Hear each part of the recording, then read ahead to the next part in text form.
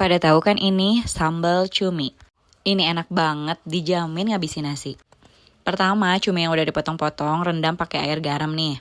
Panasin minyak, masukin tepung terigu, abis itu dimasukin cuminya yang udah dicuci. Tutup jangan lupa biar nggak muncrat meletup-meletup.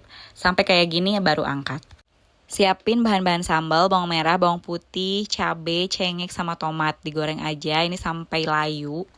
Ini dihaluskan aja tapi nggak sampai halus. Udah gitu ditumis ya sampai mateng. Jangan lupa pakai terasi bakar. Udah gitu dikasih serai, dikasih daun jeruk sama daun salam. Udah gitu diaduk-aduk lagi, tunggu sampai matang. Masukin kaldu, garam, kemudian gula. Garamnya dikit banget, dikit aja pokoknya karena nanti dari cumi juga udah asin ya.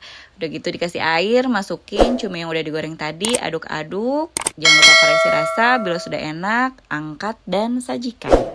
Ngiler lagi ini sambil ngedit, ya pokoknya enak banget, selamat mencoba.